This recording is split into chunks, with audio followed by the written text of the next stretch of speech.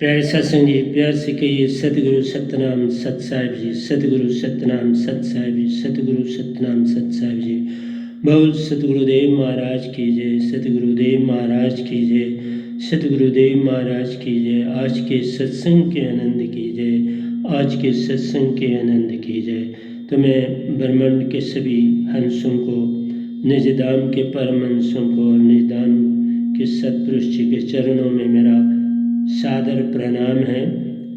और आज 1-10-20-20 है और मैं आपके समक्ष सबसे पहले वैनाम सुरती धारा ग्रंथ भाग सेकंड का जो है वो हम दोया नंबर 695 से 705 तक चलेंगे, इनकी व्याख्या करेंगे और साथ में जानेंगे कि संसार में भक्ति कैसे करनी है।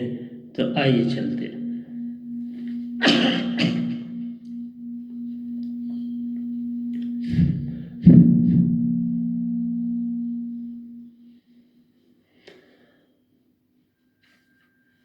तो ये पहला दोया कहते हैं, सारे शब्द का दान लीजिए। सारे शब्द का दान लीजिए, मन मान का दीजिए दान। दान के बदले दान लेना है और देना है। बहुत सुंदर बात है। लाखों नर बही गए, अंदर से गया न मान। लेकिन दे के भी हम अगर बदले ना तो फिर इससे बड़ी अडंबना क्या होगी। देने का अर्थ ये नहीं होता कि हमने किसी को कुछ दिया और अंदर हमको याद है। देना उसका नाम है कि जो दे दिया सो दे दिया। अब उसके विषय में क्या विचार करना। जिसको दिया उसका धन्यवाद, जिससे लिया उसका धन्यवाद। बात तो धन्यवाद की है, शुक्रिया की है, लेकिन क्या ये सब कुछ अंदर से हो पाता है? क्योंकि प्यारी सत्संग जी, हम जो कुछ भी कर रहे हैं संसार में वो मन से कर रहे हैं। आत्मा को कहीं हम जगा नहीं पाते, इसलिए मन तो कभी किसी को देख के ऐसा कर नहीं सकता कि वो भूले, क्योंकि उसकी आदत भूलने की नहीं है। मन और माया हर चीज याद रखते हैं, इसीलिए तो चित्त है ना, वहां सब कुछ याद रहता है। इसलिए जो कुछ लेन देन संसार में मन के द्वारा होता है उसका हिसाब है, लेकिन जो चीज श्रुति से ली और दी जाती है उसका कोई हिसाब नहीं। सतपुरुष के लोक में कोई हिसाब है ही नहीं। तुम हंसा हो, परमहंसा हो, जब वहां जाओगे हंसा भी परमहंसा बन जाएगा। कोई हिसाब किताब नहीं है। हिसाब किताब वहां होता है जहां पर नाश होता है, जहां किसी चीज का जीवन निश्चित होता है। अमरलोक में तो तुम अमर हो, वहां किस बात का हिसाब, क्यों हिसाब? जहां लेने देने का संबंध होता है वहीं हिसाब होता है। यहां तुमने तन पाना है, किसका तन पाना है? सांप का पाना है, शेर का पाना है, एक मच्छर का पाना है, एक मनुष्य का पाना है, प्रेत का पाना है, किसका पाना है? तो इसके लिए हमें जो हिसाब किताब है वो चित्त रखता है, चित्त सीढ़ी बनाता है और वो निर्णय करने वाले इंद्र जी आपका सारा हिसाब चिट्ठा पढ़ता देख के फिर आपको वो योनि मिल जाती है। उस पीरियड में भी आपको मिलते हैं दिन, 3 से 7 दिन मिलते हैं, क्योंकि तुम्हारे 4 शरीर जो होते हैं वो जन्म में शामिल नहीं होते। तुम्हारे 2 शरीर जन्म के साथ शामिल होते। 4 आपके उधारे हैं, जहां से आप गए हो वहां है। जो आपका उस घर में बड़ा है उसके पास, इसलिए उसको मौका मिलता है 7 दिन का कि देख ले, कोई तुम्हें अभी भी मोक्ष दे सकता है तो दे दे, क्योंकि मैंने दिए हैं मोक्ष। जिन्होंने शरीर छोड़े, तभी कह रहा हूं, उनको मौका मिलता है। वो ढूंढ सकते हैं कि ब्रह्मांड में कोई तारने वाला हमारा जानने वाला है, वो उसके पास अपनी फरियाद रख सकते हैं। मेरे पास बड़ों ने फरियादें की और मैंने उनको दीक्षा दी। इसलिए आपसे कह रहा हूं कि कईयों को मैंने दी, उन्होंने शरीर त्यागे हुए तकरीबन 1 महीना हो चुका था और उनको मेरी याद आ गई। वो मेरे पास आए, मैंने कहा आओ दीक्षा दूंगा। दी दीक्षा आज मानसरोवर में। जानने वाला, लेकिन एक बात थी कि मेरी ये दात अगर किसी को पता है जीवित, फिर वो शरीर त्यागेगा तो फिर नहीं उसको निरंकार मेरे पास आने देता। उसको आने देता है कि जो मुझे पहले जानता था, लेकिन उसको पता नहीं है कि ये समय पूर्ण संत है। जिसको ये पता है ये पूर्ण संत भी है, और फिर वो उनके पास जीवित नहीं आना चाहता, तो फिर मरने के बाद उसको फिर परमिशन नहीं मिलती। बड़े असूल बने हुए हैं, ऐसे असूल ऐसे हैं कि बड़े सुंदर असूल है, गलत कहीं दिखता नहीं। क्योंकि अगर जीते जी तुमने मुझे नहीं पहचानना, तो फिर मर के कोई अधिकार है आपको? क्योंकि जीते जी तुम्हारे अंदर अहंकार है, मान है, और उस मान के कारण झुकना नहीं चाहते हो कि मैं तो इसको जानता, ये तो मेरे साथ था, मेरे साथ फलाना था, मैं इसके आगे कैसे झुकूं? तो फिर मरने के बाद कैसे झुकूंगी? इसलिए बड़ा ही साफ सुंदर है। इसीलिए तो कहता हूं हर एक का धन्यवाद करो, पल पल हर चीज का। मैं पहले आपको बोलता था खाने की हर चीज का धन्यवाद करो, मैं कहता हूं हर एक चीज का धन्यवाद करो। कोई भी चीज तुम्हारे विरोधाभास नहीं है, और हो भी तो तुम उसका धन्यवाद करो, उसका विरोधाभास चला जाए। उसके अंदर भी तुम्हारे प्रति जो मैल है, जब तुम झुकना शुरू कर दोगे, वो भी झुकना शुरू कर देगा अंदर से। झुकना तो अंदर से होता है। इसलिए पहला तो यही कहता है, सार शब्द का दान लीजिए। दान तभी तुम लोगे जब तुम्हारे अंदर विश्वास और भरोसा होगा। पहले तो हो ही नहीं सकता, तो हमें उसके लिए बलिदान देना पड़ता है। हम कहते हैं चलो हम रिस्क लेते हैं, मालिक पे छोड़ते हैं, वो क्या करता है, फिर तुम्हारा विश्वास आस्ता आस्ता बनता। विश्वास से पहले सत्य आ जाता, सत्य के साथ ही प्रेम आ जाता, प्रेम के साथ आनंद आ जाता, और आनंद के बाद शांति आ जाती। शांति आई तो मन माया दिखाई भी नहीं देंगे। तुम जब शांत हो गए तो मन भी शांत हो गया, बिल्कुल मीन की तरह, बिल्कुल जैसे मादा बनाया होता मैदा, इस तरह बिल्कुल नरम, मुलायम, पतला बिल्कुल बन जाता है, और बेचारा सुषुम्ना में रेस्ट करता है, क्योंकि वो वहां से छोड़ के तो मूल सुरती में आ जाता है। वैसे तो सुषुम्ना में रहता है, लेकिन जब वो बिल्कुल शांत शुद्ध, अब उसको होश नहीं है संसार के कोई क्या कर रहा है, उसको पता भी ये बॉडी जो है ये तो मेरे बस में है नहीं, तो मैं आराम करता हूँ। आप रात को नींद कब करते? जब सब परेशानी दूर, चलो जब सोता हूँ, सब काम मैंने निपटा दी।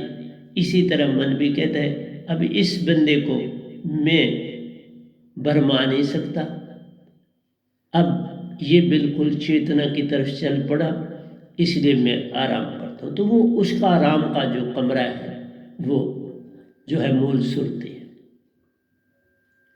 सुरती उसको स्थान देती, तो इधर आराम कर। सुरती क्या चीज है देखा? सुरती में नम्रता है, सुरती में सेवा भाव है, सुरती में बलिदान है, सुरती में कोई दुश्मनी नहीं किसी से। मन चाहे लाख जन्मों से इस आत्मा को भटका रहा है, लेकिन जब आत्मा चेतन होती है तो मन को भी चेतन कर देती। इसलिए मैं कहता हूँ हर एक का संसार में धन्यवाद करो। खाने से लेकर चलने तक जो रास्ते में कोई दिखाई दे, अंदर से झुक जाओ।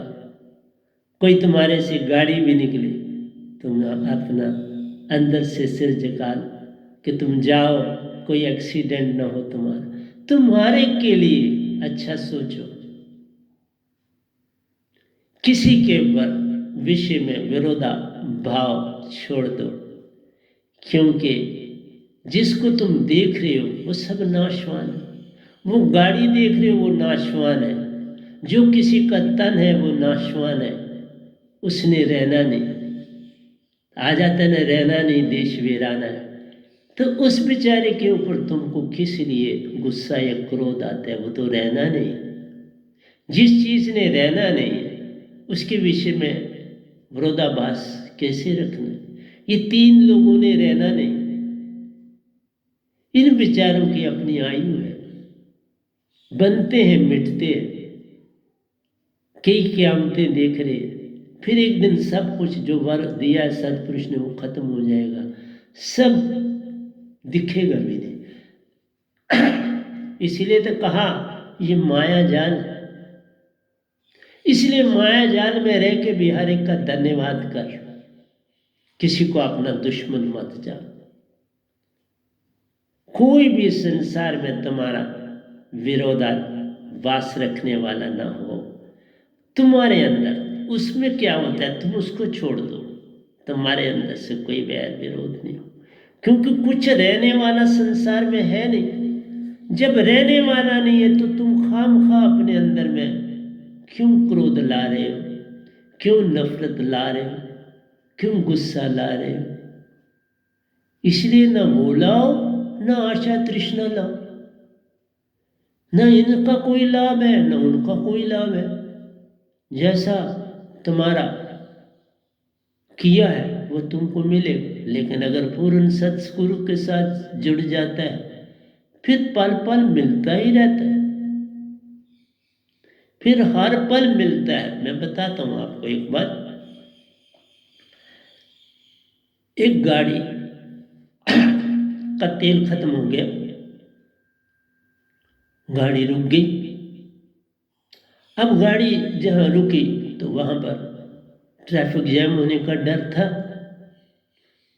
तो ड्राइवर ने कहा कुछ जवान लड़कों को, आइए हम इस गाड़ी को किनारे लगा देते, फिर देखते हैं कि पेट्रोल कम है, कोई इसमें खराबी आई क्या बात है।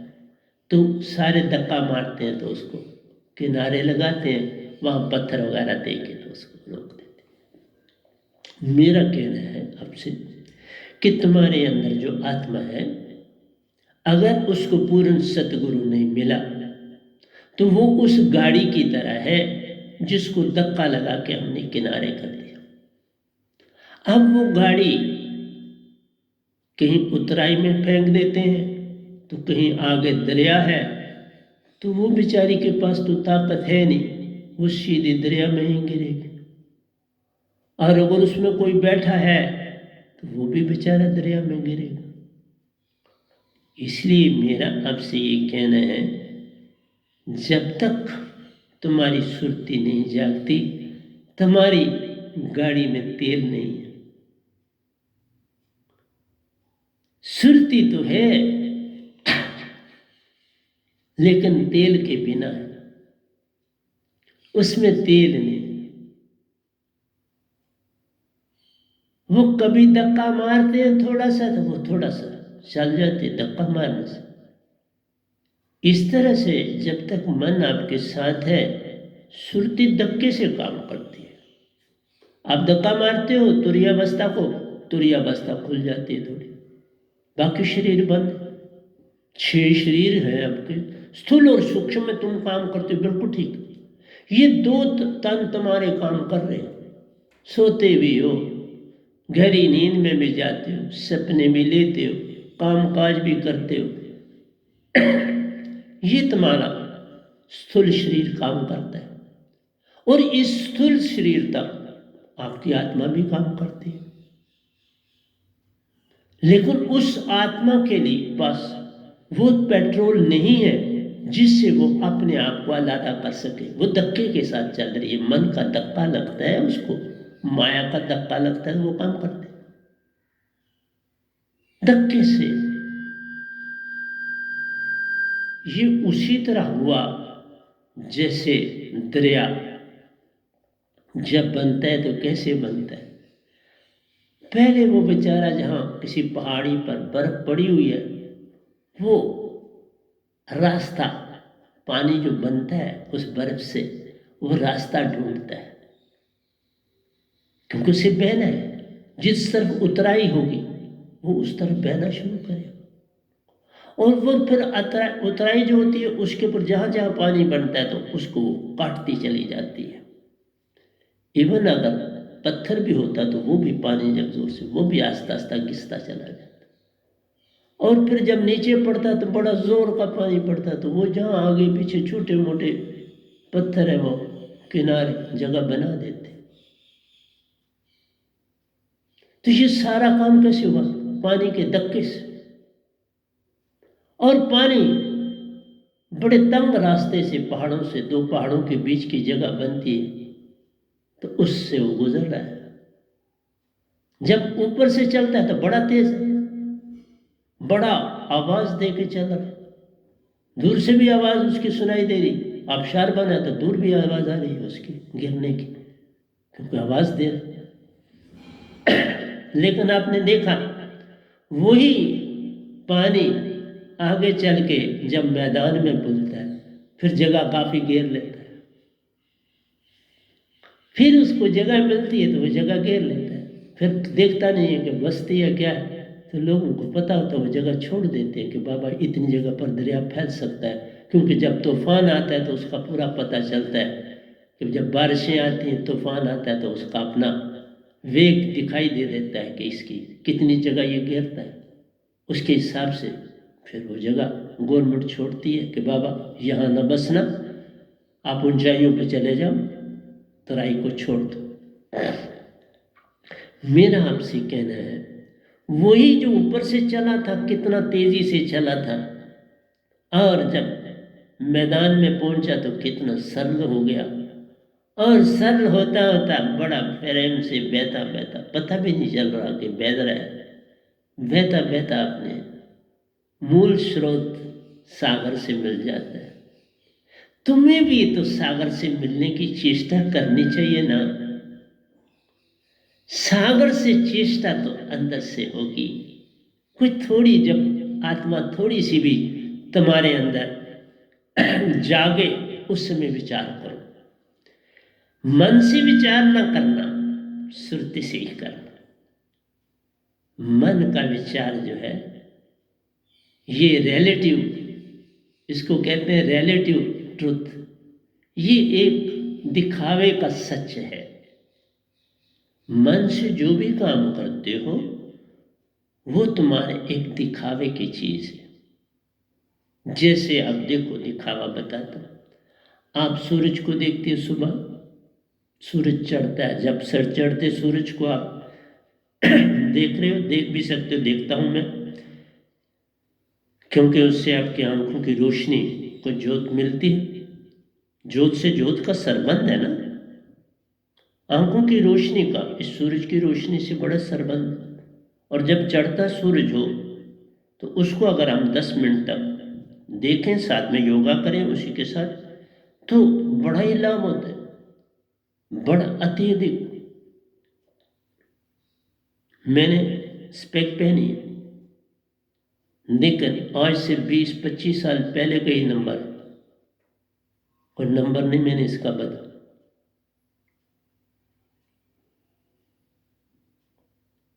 मैं अभी भी पतली सुई में धागा डाल लेता हूं।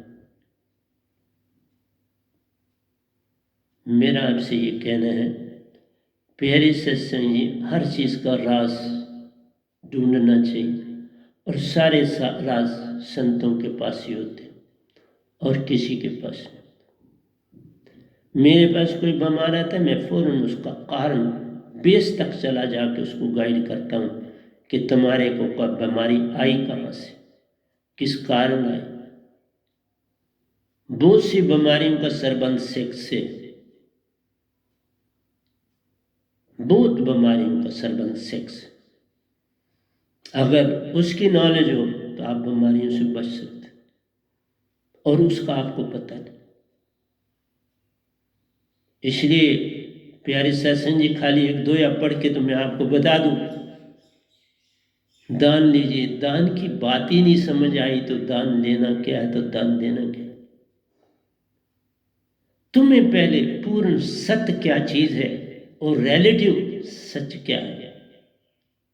जो मिट जाने वाला है वो आपको दिखाई देता है, रिलेटिव का मतलब वो दिखाई देता है। जैसे मैंने बोला, सूरज दिखाई देता बड़ा छोटा सा प्लेट से, वो कोई छोटा है, कई धरतियां उसमें समा जाती हैं। और दूसरी बात बताता हूं, जब सूरज चढ़ा, आप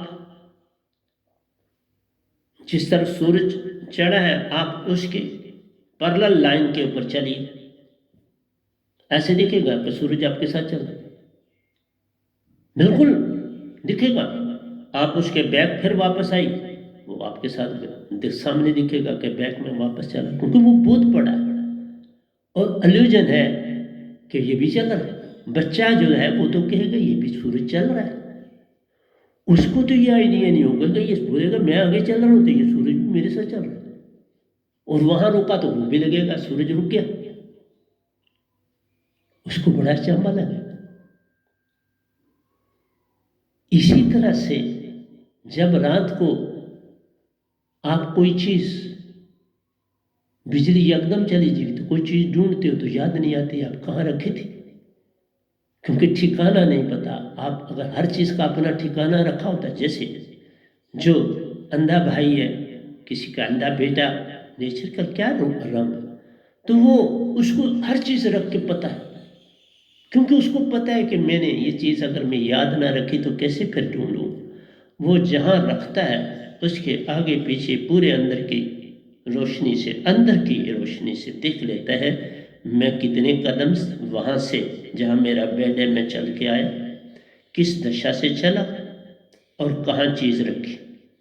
ये सुरती है।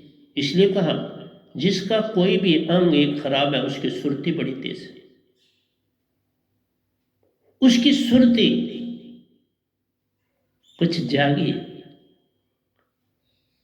लेकिन मैं देखता हूं वो उसी धुन में रहता है, उससे आगे नहीं बढ़ पाता। जो पूर्ण आंखों से जागा है वो आगे बढ़ पाता है, चाहे उसकी सुरती कुंद है। तुम सब अपनी मन को चेतन करने में लगे रहते हो, और सारे कहते हैं मन से विचार कर। जितने भी बड़े बड़े एजुकेशनिस्ट, कुछ पढ़ लो, न्यूज़पेपर पढ़ लो, कुछ पढ़ लो, टीवी, सब मन की बात करते हैं। तुम अपने मन को ऐसा करो, तुम ऐसा करो।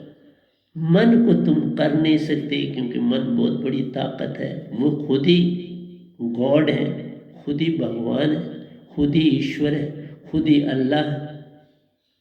इसलिए उनको तुम कैसे कंट्रोल करोगे। इसलिए जब तक तुम्हें सत्य नहीं पता चलता तब तक दीक्षा क्या लेनी। जब तक तुम्हें उस सतगुरु के पास कैसा पेट्रोल है, क्योंकि जो गाड़ी में पेट्रोल डालते वो और है, जो एरोप्लेन में तुम डालते हो वो और है, जो जेट में डालते हो वो उससे भी कुछ और है। जैसा जैसा किसी की स्पीड है वैसा वैसा ईंधन है। एक जैसा ईंधन नहीं है। तुम माटी का तेल जलाते हो, वो अलग, उसका नाम माटी का तेल है, पेट्रोल नहीं। वो अपनी जगह उसकी विशेषता है, पेट्रोल अपनी जगह विशेषता है, एरोप्लेन के पेट्रोल की अपनी जगह विशेषता है, जेट के पेट्रोल की अपनी जगह विशेषता है। और ज़्यादा प्योरीफाई करा जाता है, और ज़्यादा प्योरीफिकेशन होती है उसमें, मिलावट का कोई चांस नहीं। इसी तरह तुम्हारी भक्ति है। जो बाहर की भक्ति करते हो, छड़ी मिलावट, कोई ज़रूरत नहीं पड़ती तुम क्या कर रहे हो क्या नहीं कर रहे। ज्यों ज्यों आगे बढ़ते जाओगे, अंदर की दुनिया में दाखिल हो, त्यों त्यों आत्मा चेतन तो करनी ही पड़ती है।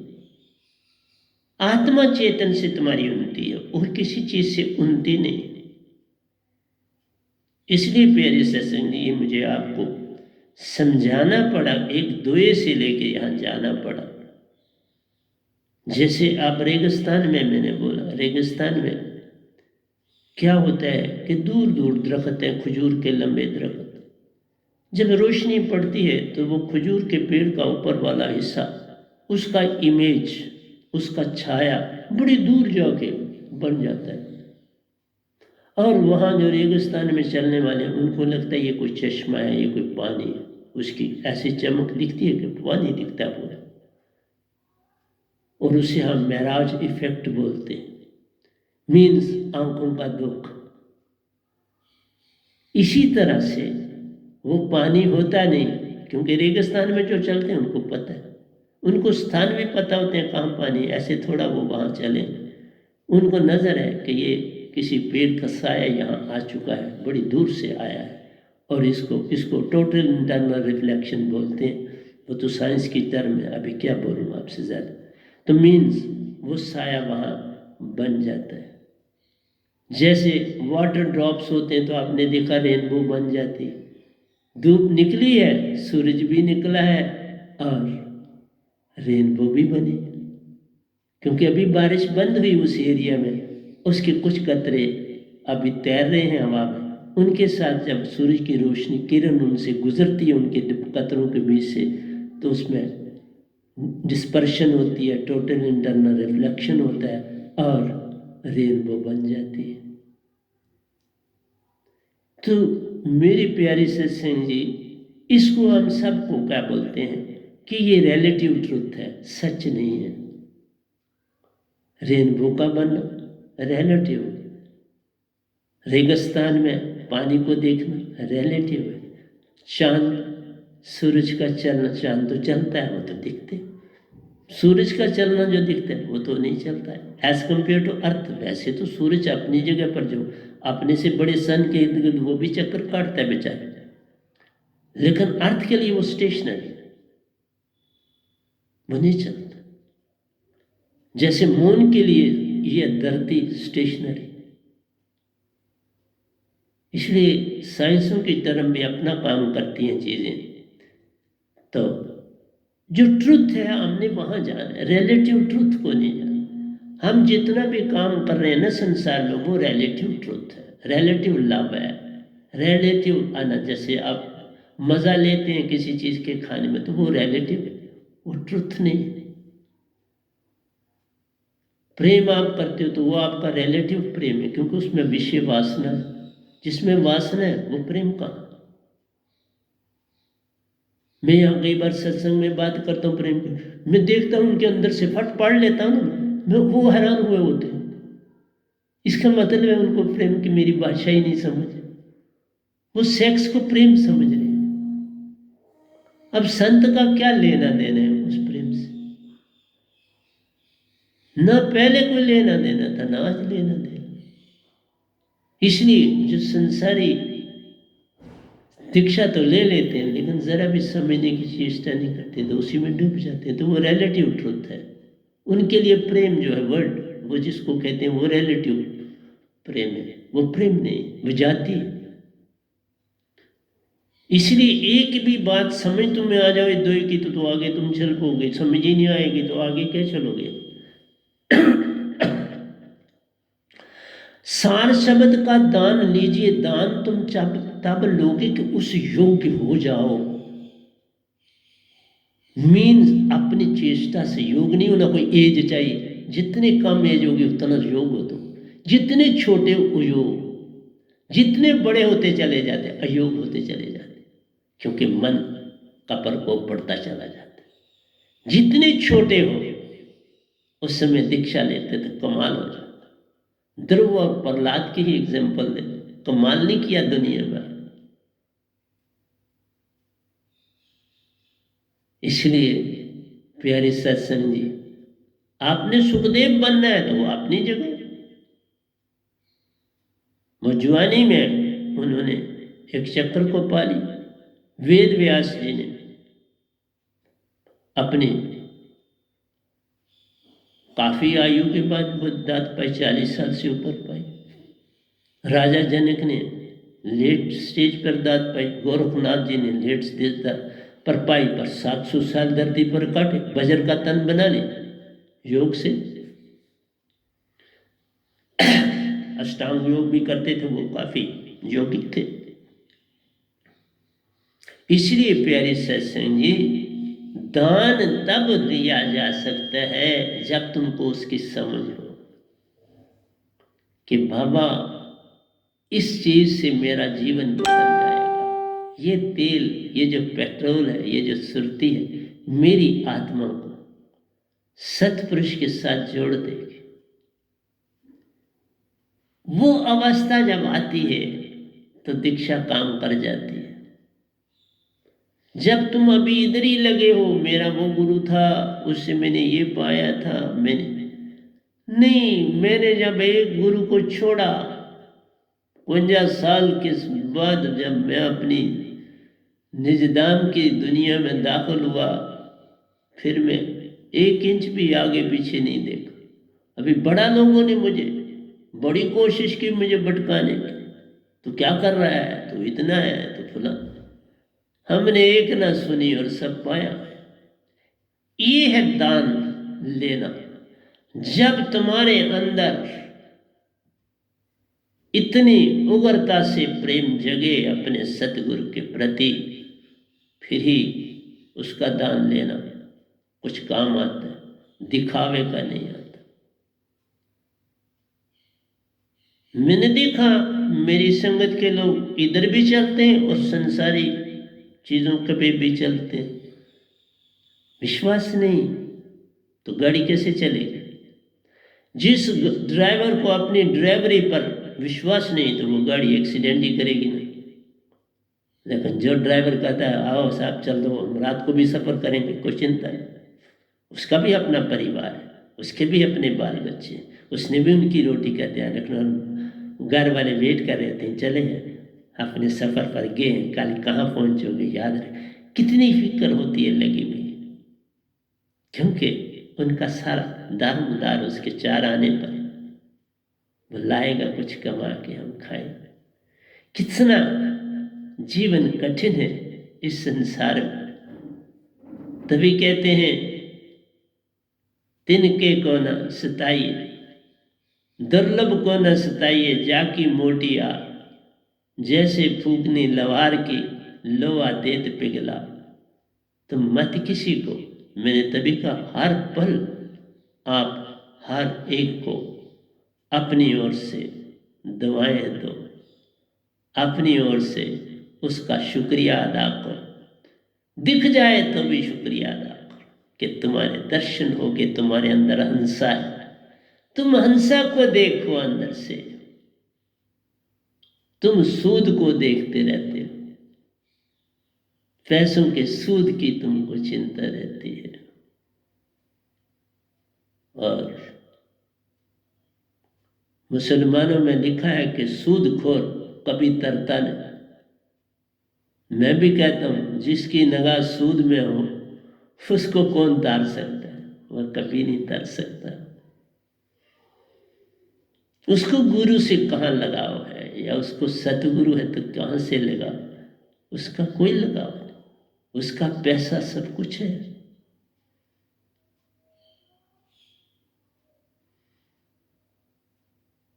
तिनके की भी बड़ी मेहनत होती है। तिनका, पांव थले का तिनका उसको भी मत कभी निंदिए। कभी उड़ आंखों पड़े पीर गनेरी होए, तिनके को न निंदिए जो पाँव नीचे होए। कभी उड़ आंखों पड़े पीर गनेरी होए। निंदा या किसी किस्म का विरोधाभास बिल्कुल अपने अंदर न आने दो तो भक्ति शुरू होती है। इसीलिए बोला दान क्या लेना, दिखावा थोड़ा है। जिस समय अंदर उग्रता से वो बत्ती जो दिए की है जलने के लिए तैयार बैठी है, तेल उसमें चढ़ रहा है, जो पहले जल गई तो जल गई, अब तो तेल आगे बढ़ता चला जाता, उसको जलने नहीं देता। बस वैसा दिया बनना है। जिस समय दीक्षा ली जो थोड़ी सी जलन तुम्हारे को हुई कि मेरे सारे पाप कटे, तो थोड़ा सा जल गया, अंदर से मन जल जाता है, आपकी बुद्धि जल जाती है, चित्त जल जाता है, अहंकार जलता है उसका। लेकिन उसके बाद सुरतिया से आगे नहीं कुछ जलने देती, फिर वो दिए के तेल की तरह संभाल कर लेती। ऐसी अवस्था में दीक्षा की वैल्यू। ये कोई कहता है मैंने दीक्षा ली, उधर से मीट खा रहा है, उधर से सब कुछ खा रहा है, दीक्षा, फिर तो वो गाली दे रहा है दीक्षा वाले को भी और दीक्षा को।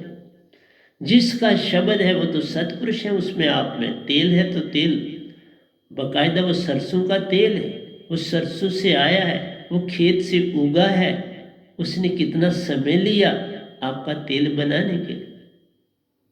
सतगुरु जो आया उसने कितनी तपस्या की, कितना योग, कितने रातें काटी, और सतपुरुष की मेहर बरसी तो उसको दात मिली।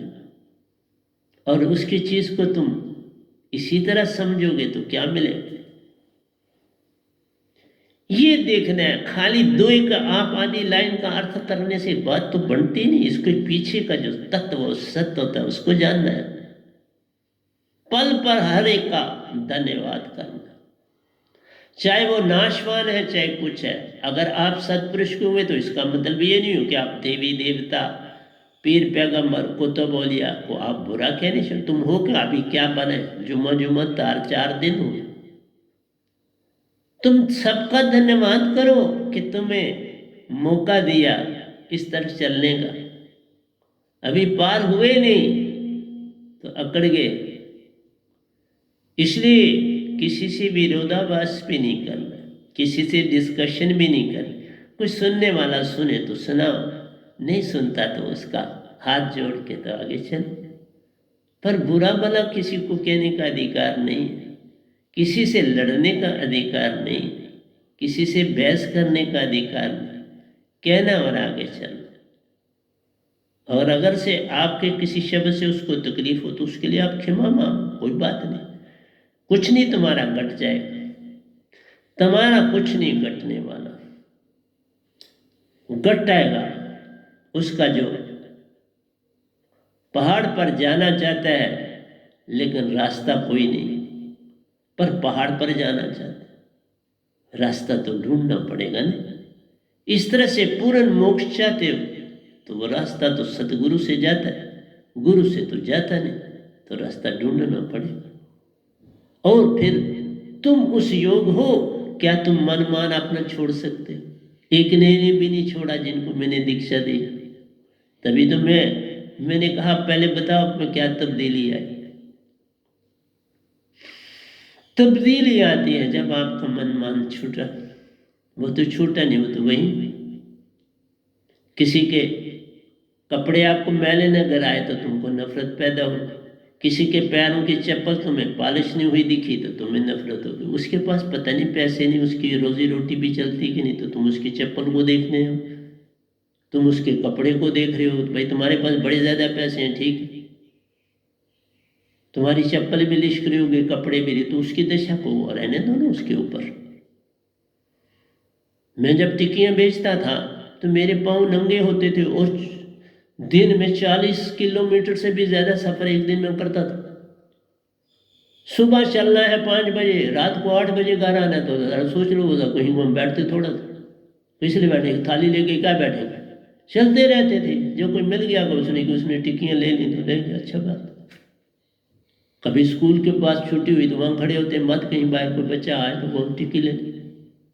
आर्मी वाले सतवारी से जा रहे, उनके ट्रक जाते थे, वो एक जगह से दूसरी जगह शिफ्ट, वहाँ पहुँच जाते थे अपनी टिक्कियाँ लेके कि मत कोई कुछ साथ में ले जाए टिक्कियाँ, और लेते थे वो। फिर वहाँ गाड़ियों पे आते थे कि कोई मजदूर लोग जो हैं श्रीनगर जा रहे हैं तो उनके यहाँ ठिकाने होते थे, वहाँ जाते थे। हर चीज़ जो बिजनेस जैसा करते वहाँ ठिकाने पता होते। वो शिव मंदिर के पास जगह थी ऊपर, तो वहाँ वो बैठते थे। अब उन्होंने वहाँ जाना, गाड़ी वहाँ से चलती थी, तब तक वो वहाँ बैठे होते थे, कई बार रात को भी वहाँ होते थे। इसलिए प्यारी सत्संग जी, आपने तो उसमें मेरे पास चप्पल भी नहीं होती थी, और ये भी मुझे याद नहीं है मेरी कमीज धोई हुई होती थी कैसी होती थी। वो तो शाशे की कमीज पहनी हुई थी, वो तो अपनी कमीज कौन थी। क्या बातें करते हो आप। लेकिन ये वो सारे अमतान थे। आज लिखता हूँ कि वो उन अमतानों से मुझे गुजर के यहाँ आना था ना, कि तुम्हें चप्पल भी नहीं मिलेगी तो तुम रह सकते हो, तो मैं रहा। बोले तुम्हारे पास अपनी कोई कमीज नहीं होगी तो किसी बड़े, अब चाची की कमीज पहनी हो 8 साल के बच्चे ने तो क्या नजर आएगा, आप ये बता। नीचे कच्छा होता था तो कमीज तो नीचे पाँव तक होती थी, बड़ी सुंदर बात है, बता, बुरा नहीं।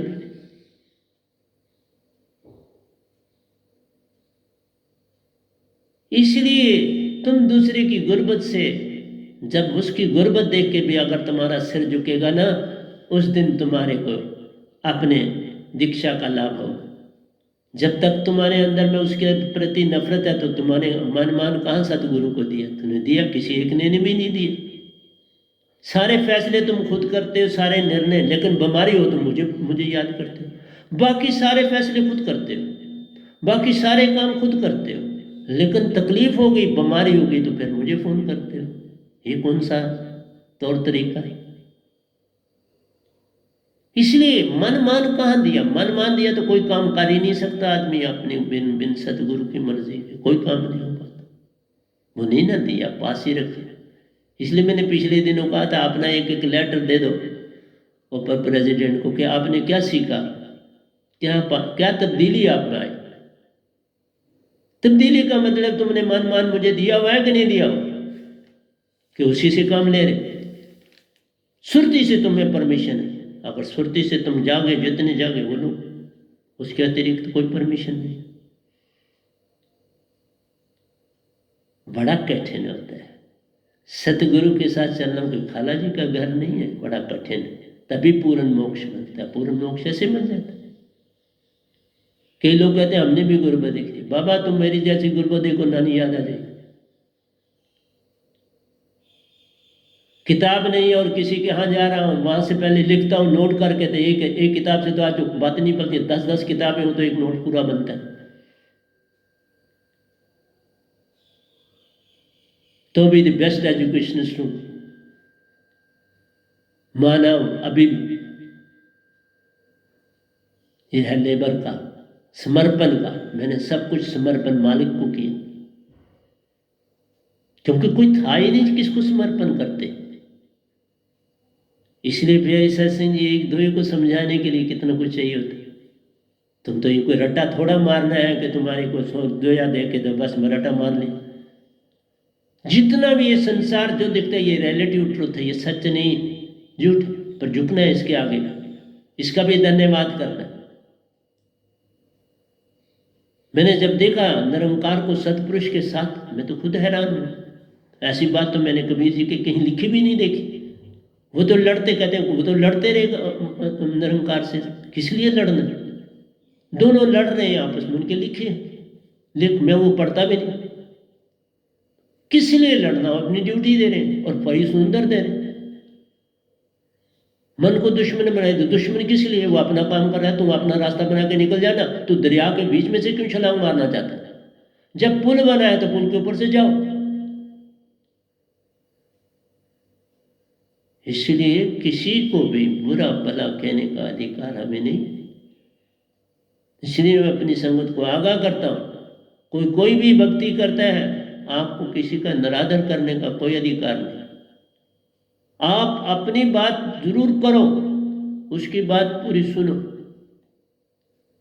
फिर कोई आपको बीच में उसकी जगह नजर आती है तो वहां बात उसको पसंद आती है तो ठीक है, नहीं तो आगे चलो। उसके अगर कर्म में लिखा होगा, उसके अगर जो उसने अपने पिछले कर्म के उसमें जरा सी भी जगह होगी तो वो मेरे पास आ जाए। जगह ही नहीं तो आएगा कैसे? मेरी जगह थी तो सौंपना भी पड़ा निरंकार को, सतपुरुष को। जगह बनानी पड़ती है, जगह ऐसे नहीं होती, बनानी पड़ती। मैंने तूफान भी आए तो उनका मुकाबला किया। मैंने हिम्मत नहीं हारी किसी भी हालत। बस ये एक चीज याद रखो, तो मन माया का दीजिए दान, फिर दान से दान होता है। उन्होंने शब्द का ध्यान देना, अपने मन माया सौंपने के। आज के बाद में जो तुम तो 100 रुपया चढ़ाते, वो भी हम नहीं लेते, कभी कोई चढ़ा, वो भी तुम्हें याद होता है ना क्या चढ़ाया, फिर कुछ चढ़ाया। मैं बड़े अमदान लेता हूँ, बड़ा सख्त आदमी, मैंने दिए भी बहुत अमदान है, तो अमदान लेने भी जानता हूँ। मेरे पास बड़े टेक्निक से जानने, मैं पूर्ण सुरतीवान हूं, तो मुझे क्या, तुम तो अपनी चालाकी मन से क्या दिखाओ। लाखों नर बह गए, अंदर से गया न मान। मान तो किसी का मान वही है कि आप वो जो पद्धतियां पुरानी उनको छोड़ ही नहीं दे, तो मान है ना कि हम वहां पर भी चलेंगे, इसके साथ भी चलेंगे। नहीं, सब ऐसा बात नहीं चलती। अगर चोरी से भी करते तो उसकी सजा मिल जाती है, पता भी नहीं चलता और मिनटों में सजा मिल जाती है। तुम लाख कोशिश करो, मिनट में सजा है। मेरी दात का नरादर करने वालों को बहुत सजा है, मैं भी नहीं बचा सकता। मैं बचाता हूं जिसने पूर्ण अपना मन और मान मुझे दिया, और मेरे शब्द की दात को पूरी तरह से बस उसके ऊपर वो चलता है, बाकी सब छोड़ दिया। जीवन का मैंने सौंप दिया सब भार तुम्हारे हाथों में, उदार पतना मेरा है, सतगुरु तुम्हारे हाथों में। बात फिर बन जाती है। माया का सुख 4 दिन, निज की करो पहचान। बोला माया का सुख, तुम एक दरख्त को नहीं पहचान सकते। मैं बात करता हूं अभी आपसे, आगे चलो। एक दरख्त का सीड देख लो, आपके पास आम की गुठली है, उस गुठली को देख के आपको पता चल जाता है ये देसी आम की है, ये माल्टे आम की है, ये लंगड़े आम की है, ये फ्रांस। किस आम की वो गुठली बताती है मैं किस आम की गुठली हूँ।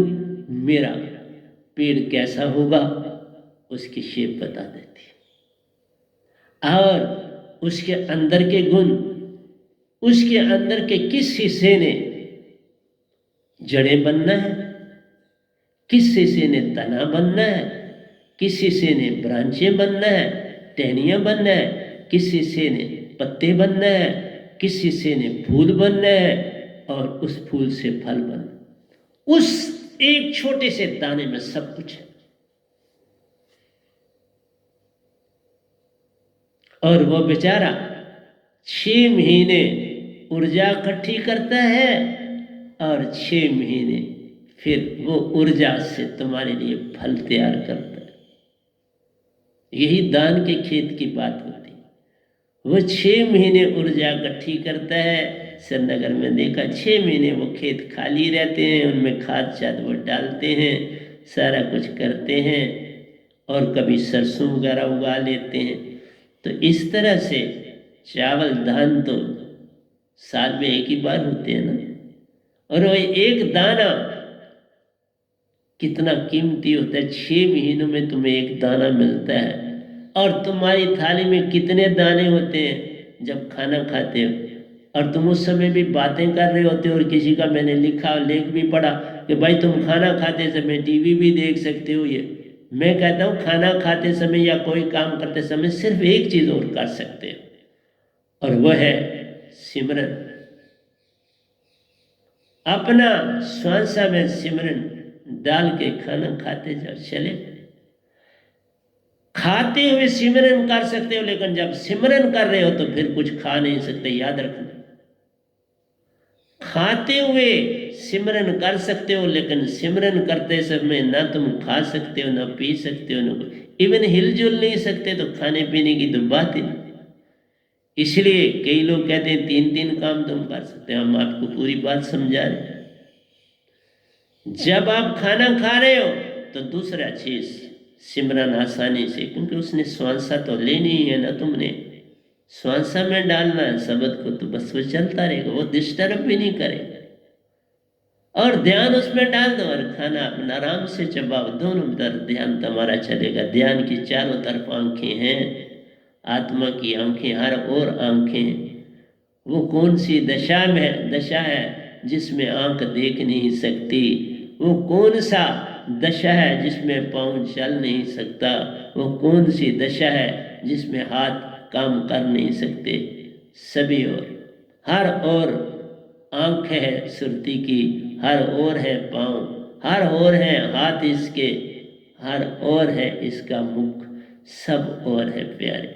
बस ये जानो तो भक्ति है। तुम भक्ति को गोटा मार रहे हो, कुछ मेरे दोयों को गोटा मार रहे हैं, कुछ मेरे पर। अरे चीजें कोई गोटा मारने, ये तो त्यागने का नाम भक्ति होता है।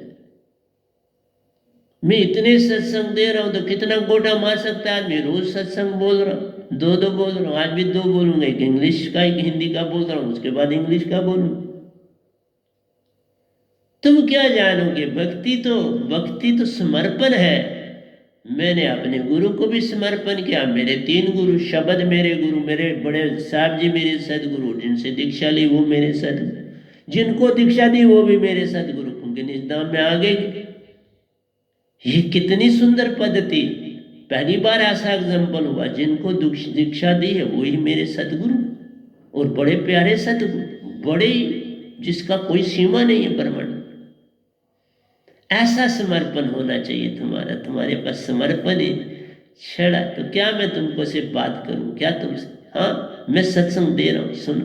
बदल सकते हो तो ठीक है, नहीं बदल सकते तो भी सत्संग तो देने, आज नहीं तो कल कुछ सुने। संसार तो रहेगा, चाहे कितनी बीमारियां आएंगी, संसार रहे, कितनों को ले जाएगा, संसार रहे। वो अपना काम करता है काम, फिर उसी को राज करना है, कैसे सब ले जाए? फिर राज किस पर करेगा? वो निज नाम नहीं किसी को जाना देता, मारेगा कैसे ज्यादा? उसको लोग चाहिए ना राज करने के लिए। और जो मरते हैं वो तो जो काल के दायरे में फट जन्म हो रहे, वो कोई मर थोड़ा रहा।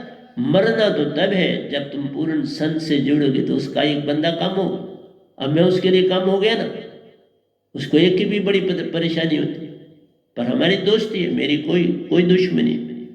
मेरे सभी देवी देवताओं से मित्रता है, मेरी आदि शक्ति से मित्रता है, मेरे ऋषि मुनि जपी तपी सन्यासी सबसे मित्रता है।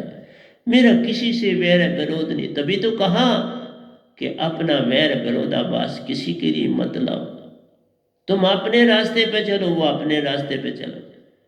किसी का रास्ता एक तरफ से घर जाने का आता है, किसी का दूसरा आता है, तो तुम क्या उसको बोलोगे मेरे घर से होके चलो, मेरी सड़क से चलो? तो बोलेगा लंबा पड़ता है, मुझे तो शॉर्टकट अपने रास्ते से जाना है, और तुम्हारे यहाँ शायद रास्ता भी आगे नहीं, बंद हो जाता है।